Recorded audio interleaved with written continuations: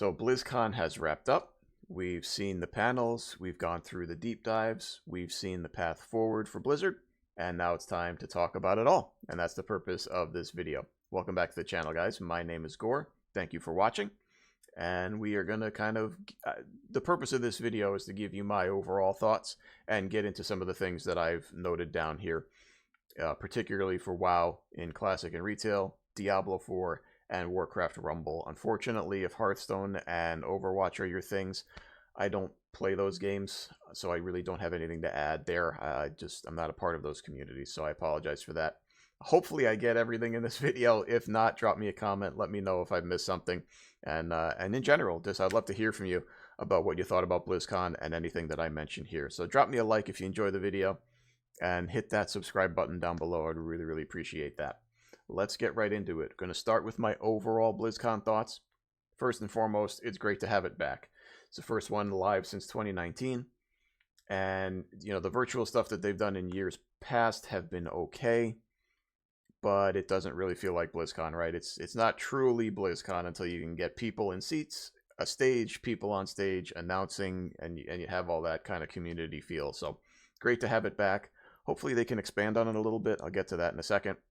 But in general, great to have it back.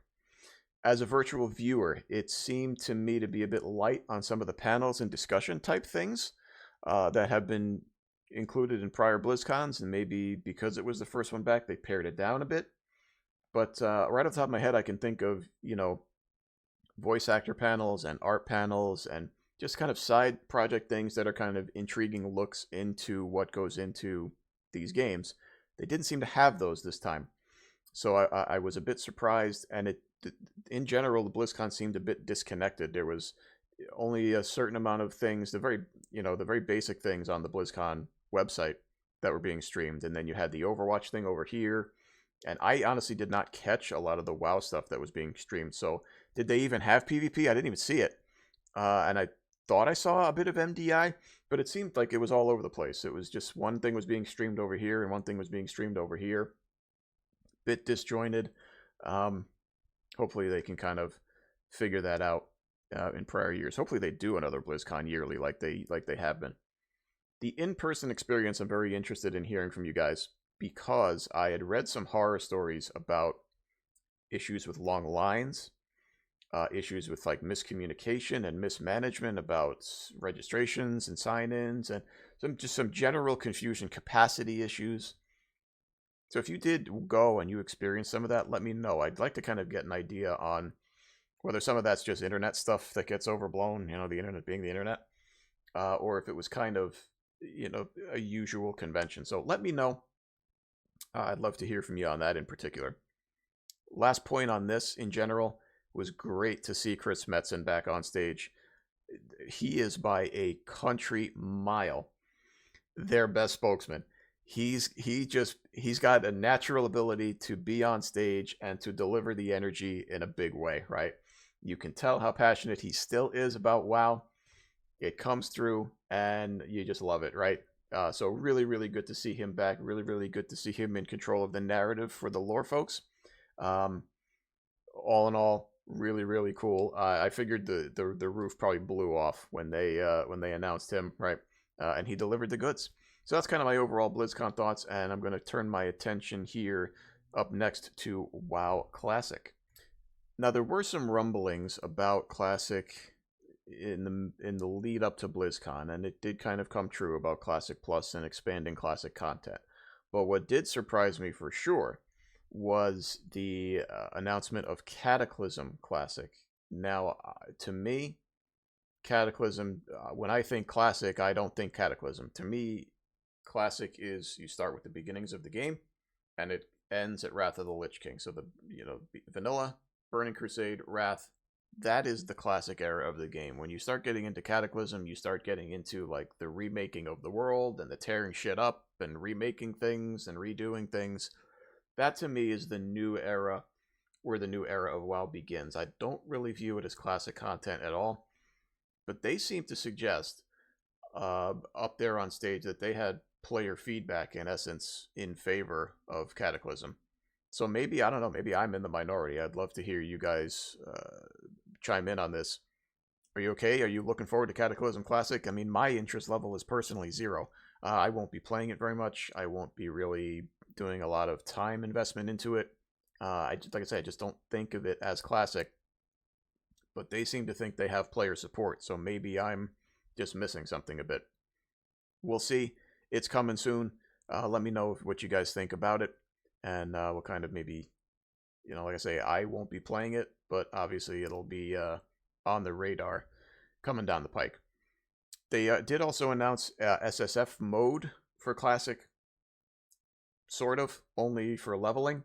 Once you hit max level, it sounded like you were going to, the rest of the game opens up for you in a non-solo self-found kind of way, which strikes me as not solo self-found, honestly. I mean, as an ARPG player, when you hear solo self-found, you think, okay, it's all on me, right? What I get is mine, what you get is yours, and there's no overlap there. But once you get to max level, it seems like that's kind of, those walls are coming down. It's a different game mode. It's solo self-found and leveling, so we'll see how that works. I think it would have been more interesting to have solo self-found through the end game, through 60, but we'll see. Solo self-found is coming, at least in part. Now, what the rumblings were, how do we handle Classic Plus? Like, what do we do to kind of rethink and reimagine Classic? And there was the thought that they were going to kind of introduce new end game. Well, they've kind of sort of done that in a unique way. Something called Season of Discovery is coming out right around the corner, November 30th. And it's kind of pushing the issue in Classic. So they're going to be adding, in essence, it looks to me like the glyph system, where you're going to be able to augment your character with some abilities that they've kind of brought backwards from Burning Crusade and Wrath of the Lich King and stuff like that. Plus add some new ones that they did not announce officially at BlizzCon. But it seems very, very interesting to me. Like, for example, as a warrior player, Victory Rush is going to be a thing in Classic. Very interesting, right? That would fix, at least partially fix, one of the issues with warrior leveling, right? The ability to get some self-heal action going. So they've got a bunch of those, and a bunch, as they said, they didn't announce. Very intriguing. Looking forward to that coming up in a couple of weeks. The other thing that they announced kind of in addition to that is that there will be no PTR testing for this, which is the only move they can make. If they were to PTR test it, within 24 hours, you'd have all the secrets discovered. There would be no discovery season. The guides would be on Wowhead the next day, and it would just be ruined. So they really can't do they can't PTR test. They just can't. They just have to throw it out and let us discover. Now, you do run the risk of maybe some buggy interactions, some buggy spells and abilities, and in a hardcore scenario, hey, you know what? That's probably a good thing. It's probably fun. We'll see how that goes and see how that plays out. But with everyone going in blind at the same time, I think it's really going to be fun. They're going to do it's a phased leveling experience is what they're going to do, basically. They're going to cap it initially at level 25, and then they're going to take Black Fathom Deeps, which is obviously just a leveling dungeon, and they're going to transform it into a 10-player raid. And they're going to remake some of the boss fights, add some new mechanics, add some things that kind of changed, add some loot. And it's going to be a really, really interesting kind of 10-player experience. I'm really looking forward to it. I am. I'm getting a kick out. The more I think about it, the more I like it. And it's going to be interesting to see how players react with a level cap of 25 and how we spec and do all these different things. I think it's just the right thing to do with Classic Plus. I'm very, very much looking forward to it. And obviously they will slowly increase the level cap. They will transform another dungeon, change some mechanics, maybe add some loot, do the same sort of thing. It would be interesting to see. I think the loot looks nice. The new loot looks nice. I think, like I say, one of my concerns about Classic was that a modern development team would have their hands on developing Classic content, and you really do not want to mesh the two together. But I think they've done a good job keeping the two separate and kind of developing Classic in a way that's consistent with Classic, I guess is the best way to describe that. But hopefully you guys feel the same way. I'm all over it. I'm just after Thanksgiving for us in the U.S., so It'll be a good time to sink into it and really get it. It's really nice to see Classic performing as strongly as it is. People who were played it back then are just very, very nostalgic about it. They feel strongly about it. And to see it still having legs after all these years is really just a really cool thing. It hits me in the feels as an old WoW player. What do you guys think about it? I'm looking forward to it. I think it's going to be a blast. Check me out on stream. I am going to be playing it. We're gonna run through BFD and whatever else they throw at us. Coming up next now, I'm going to do a little WoW retail talk. Retail WoW certainly had a few tricks up its sleeve at BlizzCon for sure. Chris Metzen obviously was the one up there to do kind of the announcements, and like I say earlier, he did a great job. Did not hit you with one expansion. They hit us with 3. Now, obviously, the details are going to be light on the second and third, but we know this kind of World Soul Saga now is going to be taking place over the next, however many number of years it's going to take. But we know it's the War Within is the next one coming next year, and then they're going into Midnight, and then the last of the 3 expansions is the Last Titan, which does kind of beg the question, now that they've announced 3, and the kind of wording that was used kind of indicated this tie-up of a big major storyline. It does beg the question, what happens after that? Now, they did say that obviously it was not the end of WoW, so we don't have to worry about that, but it could be the start of something different. Does it maybe buy them enough time to get under the hood and kind of do some modernization of engine or something like that at World of Warcraft 2? I'm just thinking out loud. Do we go to another planet entirely and kind of start anew from there? Yeah, it's kind of a fun thought experiment to go down. Obviously, there's nothing official on that in that regard, and we won't know anything about that for a while. But it is fun to kind of think about. In the immediate future, The War Within is the next expansion.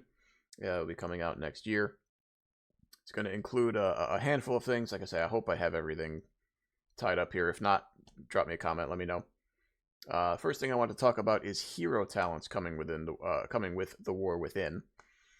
It's going to be, it looks to me to be mostly passive, in addition to the talent tree system, and it's going to kind of introduce a bit of class flavoring, right? It's going to be, kind of a specific type of shaman, a specific type of warrior. So I think they're trying to kind of avoid bloat. They seem very, very averse to button bloat again. But they do want to introduce some flavor. So we'll have to see more specifics on what that looks like. But I think it's very intriguing. And it's mostly passive, like I say, which is fine. I don't think it has to have active abilities in order for it to be a successful system. You can nail class theming without active buttons. It's possible to do both, but we'll need to see what those look like as we get closer to the expansion. Something that is going to be very, very popular for altaholics are warbands. Now, I myself am not an altaholic, but this I think is definitely a step towards making the game a bit more alt-friendly. And in essence, what a warband is it's going to be just basically bundling up your characters, and it's account-wide everything. So everything is shared. It's probably something that they're going to improve on and extend throughout the course of time. But I think it's something that's overdue. It's needed. It's a legitimate step towards alt-friendliness, which has been somewhat difficult for them to achieve lately. And the biggest thing, the one thing that even I like, is this concept of how they're doing transmog through warbands. So you got your little campfire thing of your characters, and they gave an example of this at BlizzCon. But basically, if you have a warrior a warrior character, a mage character, and a shaman character, say, you could take that shaman character through a raid to farm some transmog. And if you're in that warband, if you got the warband set up, however that's going to be, if a cloth piece drops on your shaman, you will be able to learn that into your transmog collection. So it's a really, really good change for collectors. It's a really good change overall. Warbands are probably going to be a big win. I don't know if that's going to compel me to play alts now. I have a bunch of characters, but I've kind of fallen into this routine of I'm a warrior player and that's it. So maybe warbands do some improvement in that regard. We'll see. the system, they use the word evergreen a lot at BlizzCon. They've clearly kind of, they know what their packaging is going to be this time around, and it's evergreen. Their new evergreen system is they're calling them delves, which is kind of funny if you play Path of Exile, but it's a new permanent system that they're going to be carrying forward, and it seems to be on its face, a combination of, say, Torghast, the Mage Tower, scenarios, islands, the little mapping system that they have in Zaralek Cavern. It appears to be that they're trying to kind of take from those elements and create a system that is good enough to carry forward and kind of build upon. And they're serious about it because they are trading out the PvP row in the Great Vault with an outdoor row, which will include delving. I think they clearly want to give players who either don't want to or can't group up to do Mythic Plus or raid content. They want to give, the outdoor player a bit of an endgame path. It's not going to be Mythic level, and it shouldn't be, let's be real. It's outdoor content, but there is at least an endgame path now in the game for somebody who is kind of an outdoor type of player. You'll be able to get probably better loot than you've gotten, but it is not going to be the upper echelon of gear, and like I say, it should not be. We'll see how delves play out. I think if they can take the good of each of those other systems and kind of repackage them in this way, I think it could play out. I think it could be good, a positive thing. But we'll have to, again, more information is needed before we kind of, and obviously we'll have to play through it before we, are able to pass that judgment. I think it's interesting. I just fear that, like I said earlier, retail is in this loop where, the way it's developed is, here's your new zone, here's your new raid, here's your new dungeons, farm all your rares, farm your cosmetics, and then like the enjoyment and the interest drops off a cliff. So the fear is that delves are just kind of feed into that, and it's just this very spiky game again. I don't know, maybe that's what WoW is at this point, but I would like to see them smooth that out a little bit, and hopefully delves kind of work towards that. The other big thing that I thought was very interesting is cross-realm guilds. Cross-realm guilds are now a thing, and well, not now, they will be a thing at some point in the War Within, and it's good for someone like me. I'm a perfect example of this. I have an Alliance Warrior and a Horde Warrior. I'm playing the Alliance Warrior currently, but my main is technically my Horde Warrior, and I would love to be able to play him. So with the cross-realm guilding, I will now be able to do that without really missing out on anything. So I think it's a good job. I think it's a good idea. And again, maybe a little bit overdue, but they're kind of slowly tearing down walls a little bit. And cross-realm guilds is just another step in that direction. A dynamic flight, which is AKA dragon riding, is now going to be the new standard. I know I'm in the minority for this, but I do not like dragon riding. And the reason why, it's not that I don't like flying fast, it's I don't like the loss of control. I can't stop, I can't pivot, I can't do, the good things about the old flying, dragon riding does not have. Dragon riding has, you fly fast, and they have this kind of superficial, effect on your character that makes you feel faster. I'm just not a fan. I'm sorry, I've never been a fan of it. At all in the expansion. Everybody loves it, so I knew it was going to become a thing. But the good thing is they haven't fully migrated, basically. You're going to be able to do both types of flying. And so when you want to get to point A to point B quickly, I'll obviously dragon ride, but, for the ability to just kind of hover in the air, like they mentioned at BlizzCon, you really can't do that with dragon riding, and that kind of sucks. So you'll be able to do both. Most of the mounts will be converted over to dynamic flight, but you will be able to hover in the air still and kind of have a little bit more control of the, albeit a bit slower, old riding. It's fine. People love dragon riding.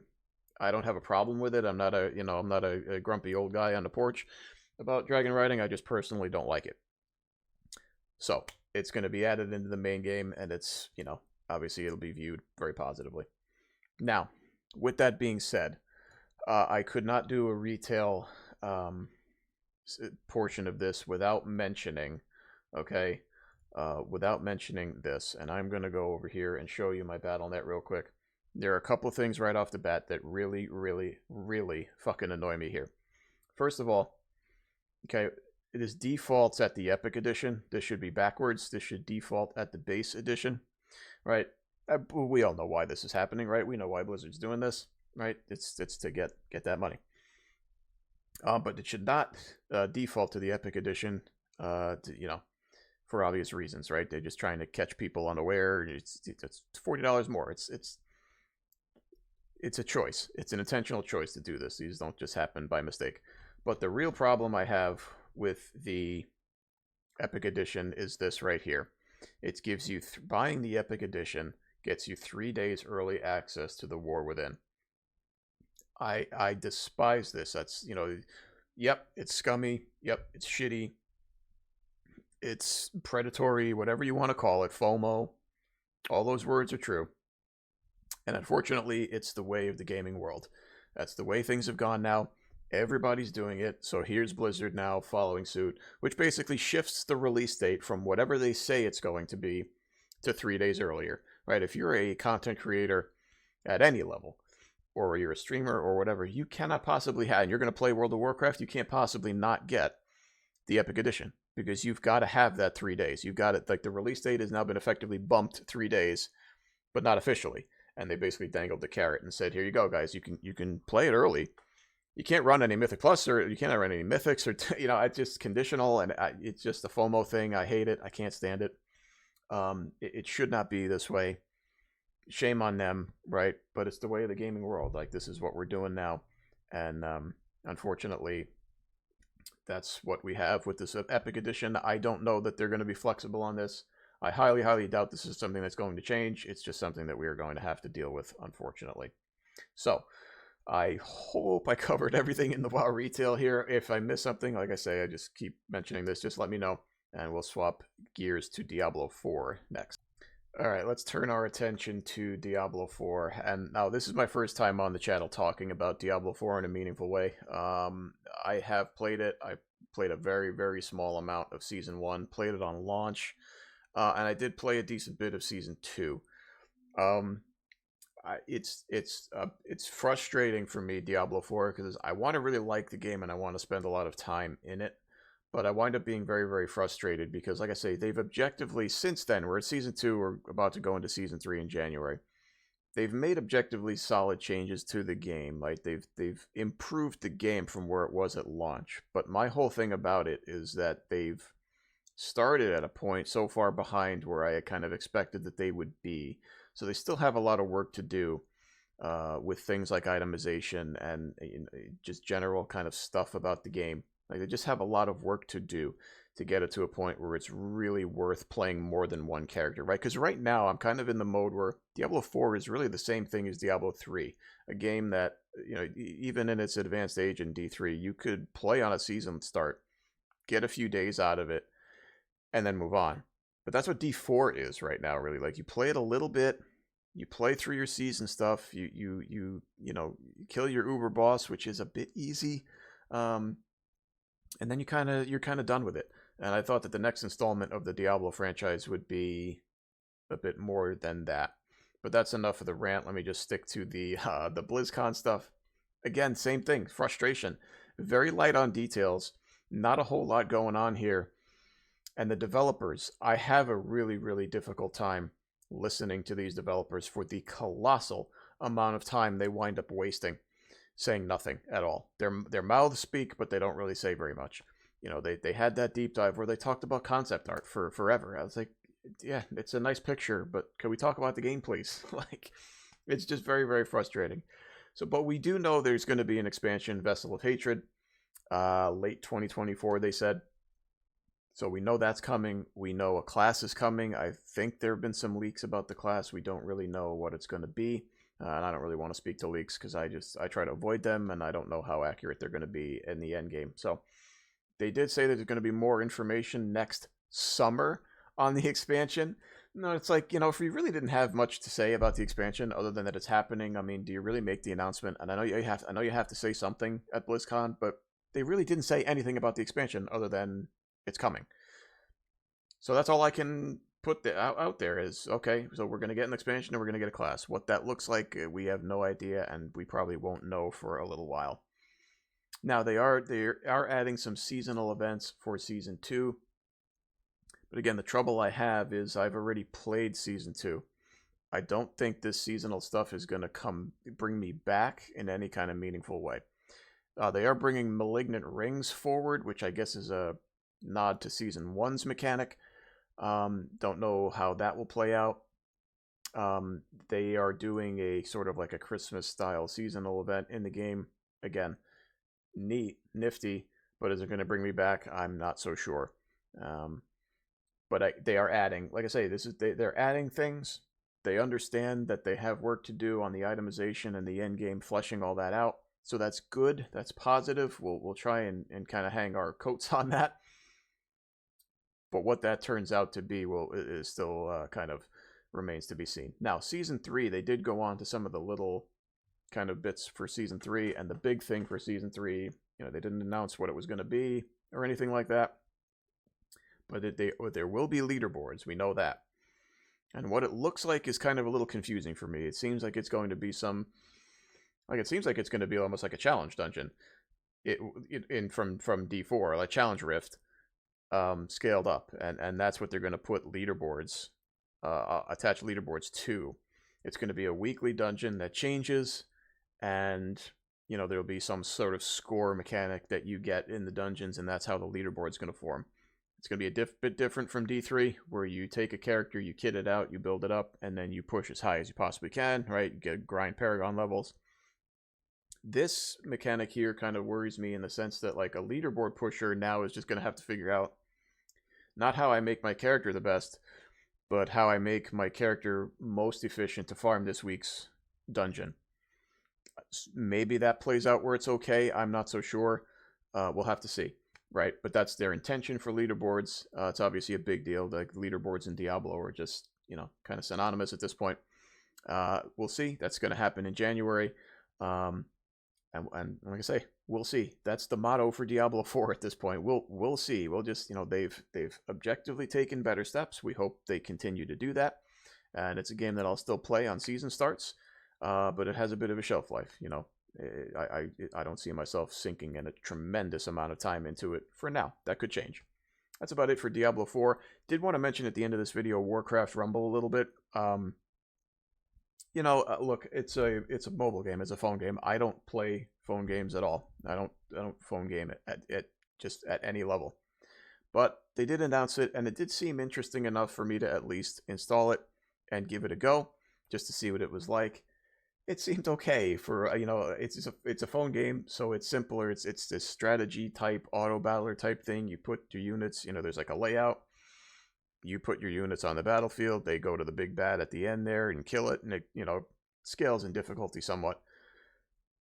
It's okay. Like I say, it's, if you're on the toilet or something and you need to do something real quick, you can bang out a level in Warcraft Rumble.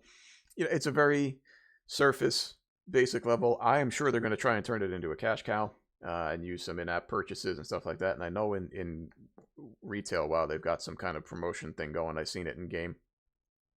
But again, it's a neat little thing. I have to say, I enjoyed playing, but it's not something I'm going to like, oh man, this thing is great. Like, I'm going to sink hours on my phone at night to Warcraft Rumble. It'll just be a thing that I occasionally play. I just wanted to throw it in here because of that. Like I say, most phone games don't even begin to move the needle for me, but at least this Warcraft Rumble was something that I could kind of fire up every now and again. So that wraps up my BlizzCon thoughts, guys. I really hope you enjoyed the video. Give me a like and hit the subscribe button if you did. And hope to see you guys on stream for all this stuff. There's a lot to do here. Like I say, a lot to unpack, a lot of information to uncover as we go forward. And I look forward to seeing you guys back here on the channel and back on my Twitch live stream. So thank you guys very much for watching, and I will see you guys in the next one.